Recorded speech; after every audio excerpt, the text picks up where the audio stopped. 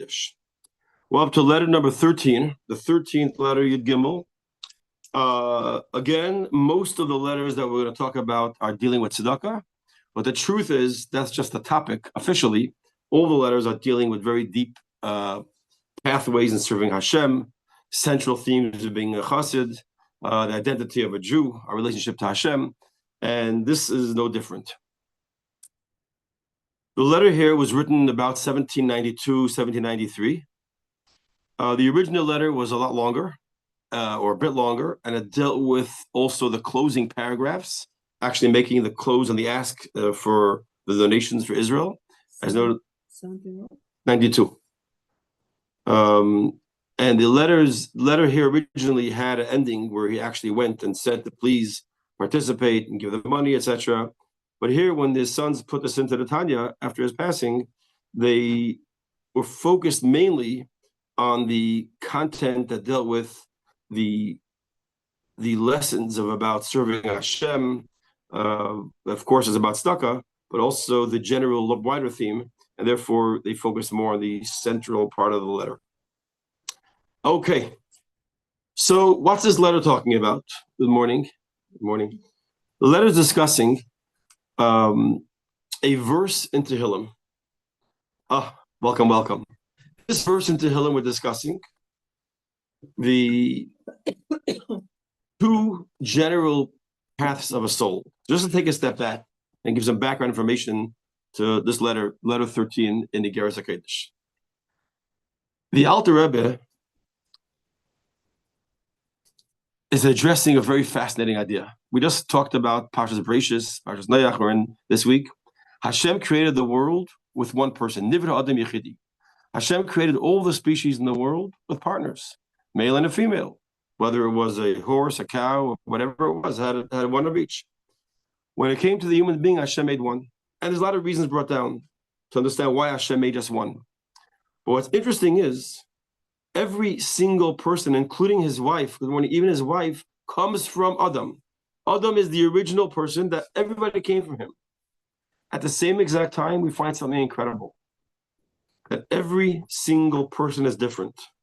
Every single person has differences. There's a famous line that says, when a regular person makes a mint and creates coins, every single coin comes out the same way.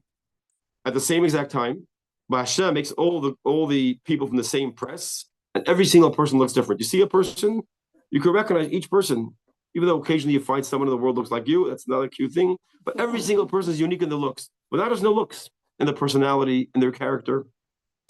So we're going to find here a two-sided point here. On one hand, every single person comes from one man and one man only, because Hashem wanted a person to know something. You matter. You are significant. Without you, the world doesn't happen. That's why Hashem created just one, Adam. At the same time, we're all different to tell us we're not just replicas of each other. Each individual person, you matter. For an example, if Hashem needed a person to do a certain thing, he wouldn't create two of them. When you make a watch, and the watch requires a spring, you don't have to put the second spring, you just need one. If every single person was identical, you would say, why do I need to have another person here? I let him do the job. So the reality is, the fact that every single person is made different means Hashem made you with a different purpose. That means every single person in this world has a particular mission that's unique from anybody else. Because if someone else could do your job, you wouldn't be here. You don't hire two people to serve the same thing or to do the same job. You hire people who need more than one because one's not enough, or because one is doing it differently. So we have from this two sides. Number one was saying, nobody could say that, listen, I don't have to do a mitzvah. If I don't do it, you have, Baruch Hashem, 15 million other Jews. Someone else will do it. And the answer is no. No one else could do your mitzvah. And at the same time, the positive, you can't say, do I matter? Of course you matter. If you didn't matter, you wouldn't be part of the plan. So the two sides are, on one hand, Adam was created single, one, to tell you that every single person matters. There are no extras, no unique, nobody who is extra or just a backup plan. Every single person has a particular mission. And the second thing is that we were created very different from each other. And that's a very important thing for this chapter. While Hashem created everyone as prototypes, off the original prototype of Adam, every single person is different. and we are different from one extreme to the other. Just on the point of each person having their mission, there's two things to consider. Number one is, in general, Hashem designed each one of us different. And each one of us has a particular way and thing that we do in this world. But he also gave each one of us a particular part of the world to elevate, which means, let's say there's a spark of God that has to be elevated in Mequon, Wisconsin, in a certain neighborhood. What is it? A cup of coffee has to be purchased at Starbucks or at some other place, and that needs to have a bracha made on it and elevate the sparks. It's not okay for someone else to elevate my cup of coffee. In other words, it's not just that Hashem made, 4 million cups of coffee has to be elevated every single week. Hashem made each cup of coffee matching a certain person. That means Moshe Rapoport has to have that cup of coffee. If we switch, it's not good. That's why the whole idea of being jealous, wanting what someone else has, is foolish. He has that because that's his mission. He was designed to raise that cup of coffee up, and after that cup of coffee, I'm vegan or I'm allergic to lactose. I don't have to elevate milk. I like this more because I have a more involvement with this particular thing. I have a house in another city because I have something there to elevate too. So every single person not only has a part to be on a team. Guys, we got to clean up the house. Every person has their part they have to do. And this is very significant to understanding the role of each Yid's importance. And therefore, you can't say, listen, Baruch Hashem, unfortunately somebody passed away, but somebody else was born. So that person's job, if you're broken, the Rebbe said, I just watched a video yesterday in dollars, a little clip. The Rebbe tells somebody who their father passed away. The Rebbe said, think to yourself, who's going to do his work now? What was he contributing to the world that someone's got to fill that void? But the bottom line is a person has his own mission. When he's alive, no one can do it for him. So that's a very important concept. In addition to that, we have something called a Gilgal. Sometimes a particular soul missed out something in a previous journey, came to this world, had a wonderful life, but never had, for an example, a chance to meet their own parents. Because of wars or whatever, they never met their mother. This neshama has to come back just to do kibbud of aim. Or the person never did a certain thing, just come back for that. So every single neshama came down for a certain reason. As a matter of fact, there's an idea that we say in the Talmud, Avuch b'may ha'vazer tvei. What was your father most careful about, which mitzvah? And the question is not, I wasn't careful about all the mitzvahs, but one. Some people, you hear sometimes, I don't do many mitzvahs, but I like the mitzvah of tefillin. I like having guests. Some people do all the mitzvahs, but they have one that's particularly important to them because every soul has one mitzvah that's theirs. And we know the famous thing, how do I know which one it is? And we say, look at your talents, look at your situation, look what comes your way, and look at what's most difficult for you. Because your Yetzer Hara, the Satan knows which is your job. He's going to make that the one thing that you don't want to do. If a person says, I'll do anything in this shul except have guests in my house, except come to Minyan, that's the one thing you should be doing. But also you have to check, what's my talents? Am I good at this? Am I good at baking? Am I good at singing? Am I good at leading? Am I good at organizing? Am I in a situation where there's a lot of poor people in town? Is there a place where a lot of kids have to be made? What is needed? And what's the circumstance? What's going on in the world? And then you see, okay, you figure out your job. But every single person has a mission. That's a very important background for this. Why? Because we're going to see that the Jewish people have all different roles. Now, you might say, what's the difference? Why do I have to know other people's roles? I just have to know my role. I don't have to know what your job is. So it's brought down that if a person doesn't understand the value of someone else's role, he only sees tunnel vision that his role is important. A person says, oh, I'm the biggest donor to the shul. I come the most to Minyan. I write the most halachic books. He doesn't realize someone else that all they're doing, so to speak, all they're doing is having guests, that is their job to do. So Hashem wants us to understand that every single person has a different path and understand there are different paths. Not because I should be able to say, wow, there's so many jobs to do. I could be able to look at someone else and go, wow, that's your job. That's so cool. That's your job. Meaning it gives you a better respect of Yisrael and appreciation and not to be judgmental. When someone else, I never see you in shul. Maybe it's not my job. My job is not to come to shul. Your job is to go to shul. My job is to bake challah. My job is to, help poor people have a house to live in. So to understand that every person has a different role, it takes away the whole attitude was, well, I feel this mitzvah is important. Good. That's for you to do. But I don't feel that mitzvah is important because that one's not for me, or it is for me and I got to work on it. But the bottom line is there are many, many channels, many paths. Okay, that's the background to this chapter to understand. I'm going to zoom in on different levels. In general, let's say Hashem made 600,000 Jewish people. That means there are 600,000 core paths. You could break it down if you want, just to 70. We came down to Mitzrayim 70 souls, and that 70 represents the 7 emotions times 10, represents all different behaviors. You can break it down to 12.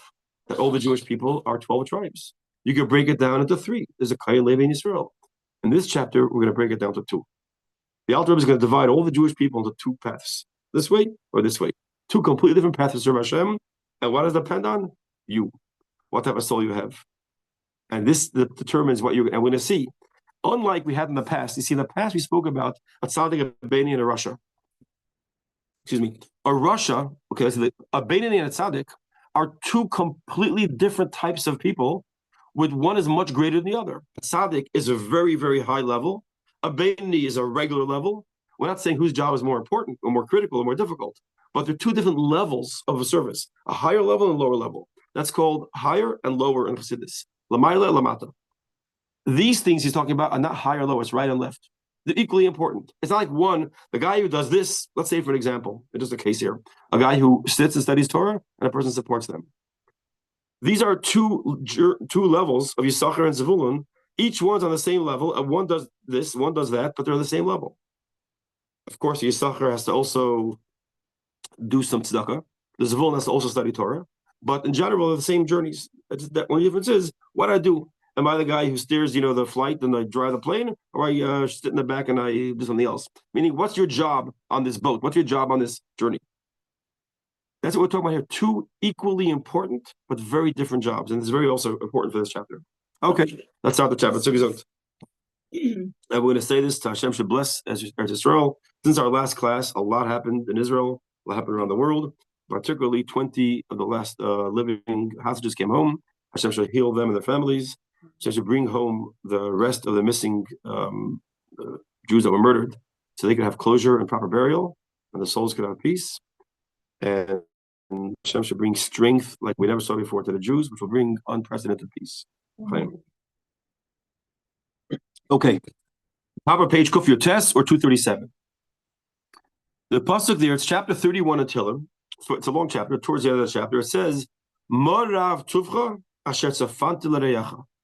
How great is the good that you hid away for those who fear you. The second half of the verse says, "And for those who seek, not comfort. What's the word? Protection. Those who seek protection under you, you give them publicly reward." And we see Hashem has 2 expressions in the same verse. Those who fear you get quietly, secretly put aside reward for them, a great amount of good. And those who seek protection, those who come in refuge, that's what I'm looking for. Those who seek refuge under your wing, so to speak, Hashem publicly gives them reward. What's the difference? Fearing God, you get secret reward. Seeking refuge in Hashem, you get public reward. What's it talking about? So the Alter Rebbe takes the first half of the pasuk, and that's what this chapter will begin with.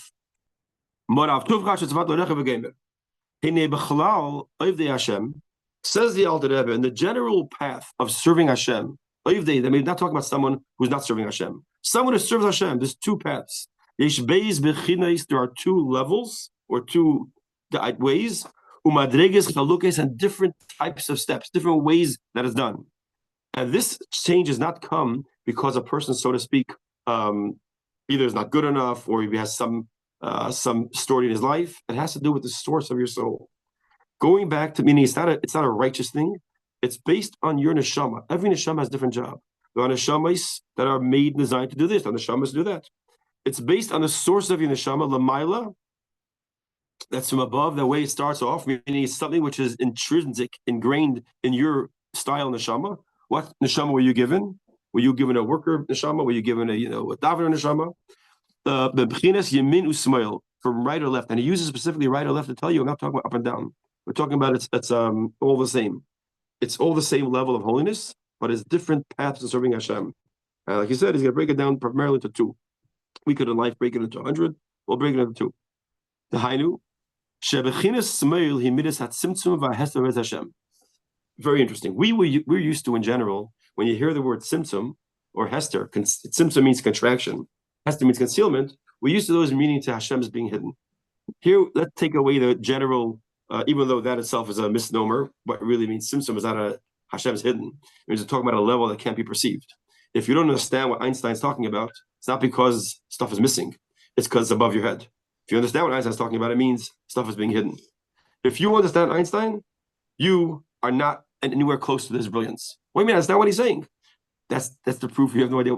That's a low level of Einstein. High level you could understand. So we say with the more Hashem is not seen, the more he's revealed. Just again, not getting into that concept here. But he says the idea of symptom and contraction is also another way in the way a person functions. And just to divide up outside first, people have two ways of functioning. One is called measured, exact, how things should be. They give Meiser, they earn $233,000. They do math, they do exactly 10%. They have to come to Minyan at 10 o'clock. At 9:59, they walk up to the shul. They have to have a Shabbos, meaning everything they do is with a calculation. And it's not because they're cheap or closed-minded. It's because they're exact, they're particular. Oh, it's the healthy OCD, meaning I do things exactly the way it should be done. Tell me what to do, I'll be there on time, I'll leave on time. Not because I mind staying extra. I do exactly, it's a certain framework. It's people live a certain way. If it's extreme, yeah, it's OCD if it's extreme. But for a regular person, and I see it all the time, there are people who are very, very generous with the shul. When they send in checks, it's always like down to a particular number. Now, some people that are also generous or not as generous, and they round it off. They have to give, $117, round it off to 136. Why? Because what's the difference? The other guy who gave, say, a $2,500 check gave $2,564 because they were calculating how much they have to give. So it's not a matter of generosity; it's a matter of character. Do I do things with a cheshbon? And it's again different paths. I remember when we did the original first dinner of our shul. There was a wonderful lady here, Rebecca Peltz, who was the mother of Arnie Peltz. That's the shul's name, Rebecca Peltz, Center of Jewish Life. So the first dinner we had, we were trying to attract the people from Iggeres Hakodesh Shul. So we had anybody who's like, we didn't call it a Holocaust survivor. We call it anybody who is from the Agrina, from the original Iggeres Hakodesh. Or maybe we say anyone over a certain age, they get 50% discount on the ticket. So instead of paying, let's say, what it was $100, it's $50 for the entrance to the dinner. Rebecca Peltz writes a check, $2,500 donation to the synagogue, and then a second check, $50 for the entrance to the dinner, senior discount. And to me, I thought it was so cool, especially because her donation included a few seats anyway. Because if you give a certain amount, it includes a certain amount of seats. But what's that mean? She's generous, but she's calculated. She works, a lot of Jewish people like to have a discount, a coupon. And it's not a matter of being cheap. Why waste money? Why you spend where you shouldn't? So the Rebbe goes very clear to say it's not talking about a cheapness or a flaw in character. We're talking about a particular mindset, how I do things. And we'll get into it in a moment. It's called Simtzum. The result of that is they end up doing things privately. A lot of what they don't do things for show. If you notice, people who do things particularly are not so concerned, or on the contrary, they're bothered by people being in their space. They'd rather do Tehillim at home quietly. They'd rather do something on the side and not make. I don't need interaction. Why? Because all sorts of noise or bubbles or publicity is a distraction for their service. It's just too much noise. I'll do this quietly. No one has to know I gave a donation. Someone else makes a donation, $50,000, and wants a name on the library, wants a name on the table. Maybe she'll put it on the cover of the name. That's not bad. The Rebbe says mitzvah the far. Somebody say mitzvah. It's a mitzvah to publicize giving tzedakah because people learn from you. Some guys say, okay, I'll do it. Some guys say, I won't do it. The Rebbe once told that for bringing. I remember listening to the recording. It was a Purim for bringing, and the Rebbe says that there are some people that don't want. The Rebbe was talking about the importance of giving tzedakah in a big way and very generous. The Rebbe said some people don't want to do it. They like doing things privately.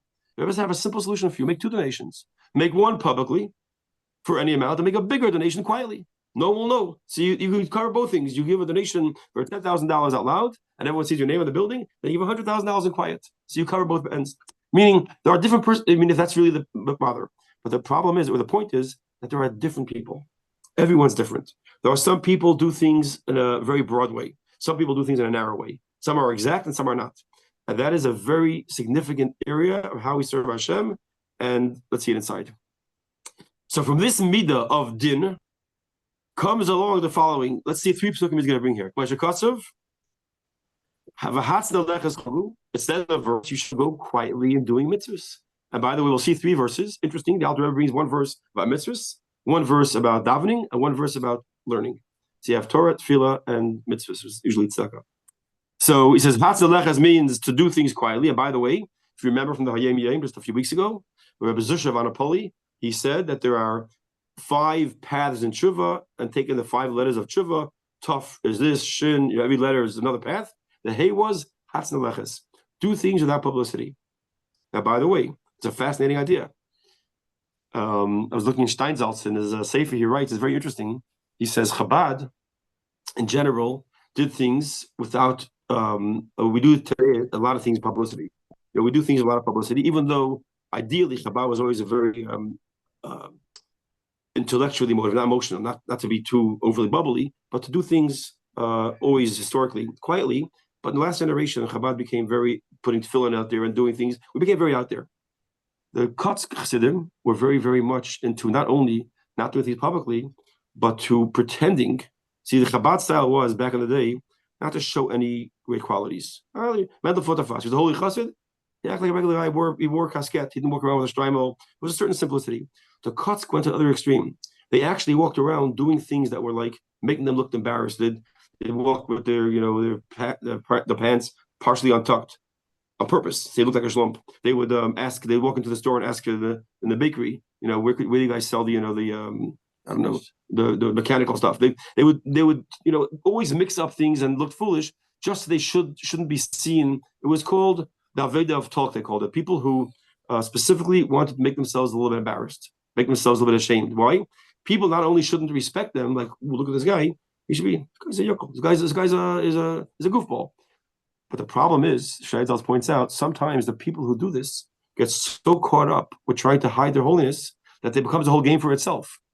There's a famous story about this guy who was always very careful. No one should know he's a big scholar, and he would always make a point of acting like walking with his Gemara in a certain way that no one should know that he's going to. He tried to hide his holiness, his scholarship. Until one time, people found out. He made a whole stink. He was real upset. I was trying all these years to hide it. Meaning, he was so caught up with himself, hiding his holiness became itself a whole project. But the bottom line is, there's a certain balance in healthy concealment or healthy humility. In the famous line I once heard, true humility is not thinking less of yourself, it's thinking of yourself less. Don't make yourself small. Just don't spend so much time thinking about yourself. Stop it. So, but we'll see these 2 paths here are Tzimtzum, and we'll see Chesed and Gvura. Okay. So the first thing we said was Hatzaleches as being humble in how you do mitzvahs. Then it says b'mistarim tifkechulu. It's referring to Hashem really, but we say it's reciprocating to the Yidden that in the secret places we cry, meaning people who daven with emotions, but in the side room, not sitting in front of the shul and making a whole show out of davening. But people daven quietly in the side place, but very deep davening. And also, Torah says someone who learns Torah secretly. People who sit and study Torah quietly, they sit at home, but the Talmud, they sit and study for hours. So these ideas are one path. I do things, and the result of my being calculated is that I do things privately. It's inside. It's not about the show. And they come together hand in hand. Now, what happens when someone has this nature to be everything with a calculation? It comes out, you're going to notice the person is going to start functioning in a way, because of his personality, because of his character, in a way which is limited. You'll have some guy sitting in shul, and davening is over, and the second davening is over, they leave. Not there a second extra. Someone else is sitting in shul 40 minutes more. This guy, he ends up, also when it comes to giving tzedakah, he gives exactly $10 every day, not more. This is my calculation, how much I should give every day. In other words, it's not a matter of cheapness, says Alter Rebbe, but it's a matter of everything is done with a calculation. Leo is nidin beheseg yad, and he's very careful how much I give tzedakah to. And if I'm a vazal, I don't give him too much. The Torah says not to give too much tzedakah because you might become poor. So I give a certain amount, not more. I only give between $10 and $20, whatever the cheshbon is. I come and learn. It says in the Torah you learn an hour a day. I set a timer. I learn for 1 hour and I'm done. Exactly. And by the way, if you want to know the best example of this, probably of 2 different personalities, not a matter of being cheap or not, is watch people cook. Some people cook with recipes. You think it's written in the Bible, like on mitzvahs that say how much exactly powdered sugar you put in, and how much baking soda and whatever. Some people just bloop, bloop, bloop, throw in cups. How much is there? I don't know. It's approximately. So is the person being careful, more cheap. No, I want to go exactly what it says. The other person is not more, it doesn't matter so much. They see when it comes to doctors, some doctors will tell you, you cannot have any, fried food ever. And the doctor will tell you, you shouldn't eat fried food, but you go into bar mitzvah, enjoy it. What's it? He doesn't care about you. His attitude is a little out of the box. One guy said, no, it says fried food's bad if you don't fried food. That guy says it's your friend's bar mitzvah, it's your friend's wedding. Enjoy it. For one day, it's not going to hurt you. So these attitudes are fun throughout entire life. And again, it's different personalities. I think it's brought out best when it comes to like driving in a car, baking food, things that have rules, and some people follow them exactly, and some people almost stop by the stop sign. I slow down, etc. And again, not because they're a bad driver, because that's how they are. It's not exact. So he says like this. Same thing comes to a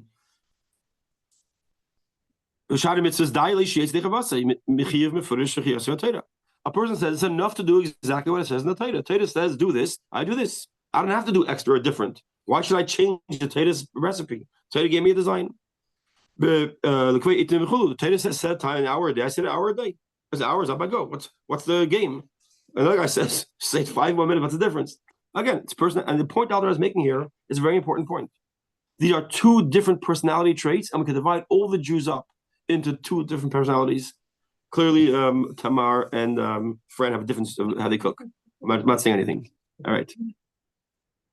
That's one way. Now, wait, we're going to find something very interesting in this next line here. I'll just give a heads up in advance. In general, as we know, the Tanya was not written from the manuscript of the Alter Rebbe directly. Most of the Tanya that we have, especially the second parts, were written from manuscripts of manuscripts. They had a copy, somebody copied it, somebody, and therefore we find throughout the Tanya certain mistakes that over the years were corrected by checking manuscripts and by going back and by knowing the Rebbe made many corrections, and the other Rebbe, famously, I think the Rebbe Rashab, made many, many corrections that we have in the writings of the previous Rebbe, and they basically have a lot of corrections. Here's a famous one coming up, because we're going to say now, next line is going to say, but the characteristic of the Yamin, the right side, is to be generous, but then we'll go back and say another thing of being square again.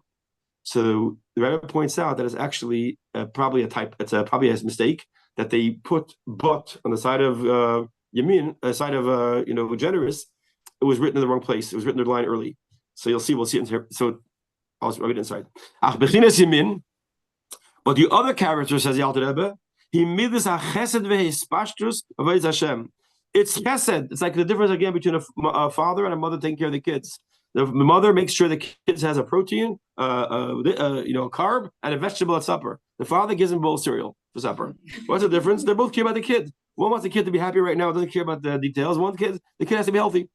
So it's different personalities, how we do things. So and sometimes it's switched the roles, the mother and the father. But in general, that's why, by the way, we shouldn't take it personal when the Torah says, in Kabbalah it says, that men are chesed and women are gvura. Are men kinder than women? No. It's women more kindness. But when we say chesed and gvura, means men do things in the world without a cheshbon. Okay, so I came, I did it, whatever. Women are much more calculated, much more exact, much more, especially when it comes to taking care of people. They know what the person needs, what the person doesn't need.